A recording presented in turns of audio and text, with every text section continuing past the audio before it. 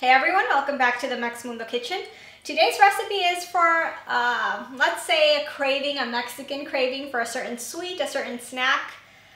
I don't really know how to call this, but for Mexicans know it. It's called Miguelito, which is sold often in these little transparent packages. It's a mix like of sugar with chilies and other things, and it's sweet, it's spicy, it's tangy, it's absolutely delicious, and you just open it, pop it in your mouth, and it's really, really good. You can do a lot of stuff with this. It's very simple to make, very easy, and I thought I would show you guys how to make it at home. The ingredients you need to prepare your homemade Miguelito are 250 grams of white granulated sugar. The equivalent is 1 cup and a quarter. 30 grams of guajillo chili powder. The equivalent is 1/4 of a cup. Half a teaspoon of citric acid, 1/4 of a teaspoon of salt, 1/4 of a teaspoon of Maizena or cornstarch. Okay, let's get started with this recipe. It's super duper exaggeratingly easy. What I'm using is guajillo pepper, the powder version. It's Miguelito, if you've never tasted it. It's not spicy. It's not spicy at all. It has a very slight spiciness, and guajillo is the type of chili that would give you that flavor. So that's the one I suggest to use. If you cannot find guajillo pepper, which I got mine on Amazon, you can look anywhere. Just use what you have at home, one that you like. But like I said, it's not a spicy thing, so try to find one that's on a low key. The recipe, also the original one, asks for soy flour. I can't have soy products because I have thyroid problems, thyroid issues, so I really have to avoid eating soy products. So first, when I made the recipe, I tried using regular flour and it tasted a bit funny, so I ended up using Maizena. There's no issue, it tastes quite nice.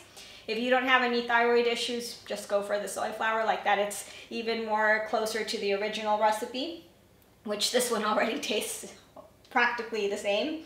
And well, here come the steps, super easy. In a big bowl, just put your sugar, you add your guajillo powder, you add your citric acid, your salt, and your Maizena or cornstarch, and you mix. You really have to mix everything so it fully integrates, and that's how simple this is.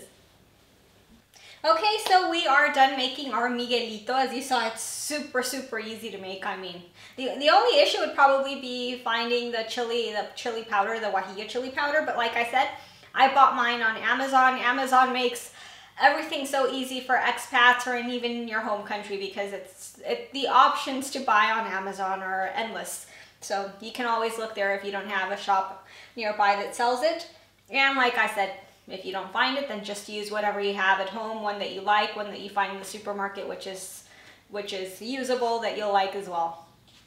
This I usually like with chamoy and sprinkling this. I don't have any homemade chamoy right now, which by the way, there's a recipe in the channel in case you do want to make it that way, like jicaletas, which is jicama, and then you put the chamoy on and then you sprinkle this on, and it's so good. I like sprinkling it on cucumber, on oranges, apples, which is what I'm going to do right now. It's super, super yummy. So let's just give it a bite.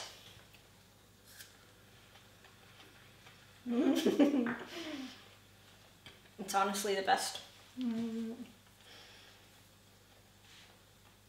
Reminds me of when we would go to Mexico in the summer, and then I would get allowance, run to the corner store, they sell these it's like a big pack with all these little envelopes, and you can just tear one at a time and just sit outside my grandparents' house or on the sidewalk and just eat it, and it's good. It's really, really good.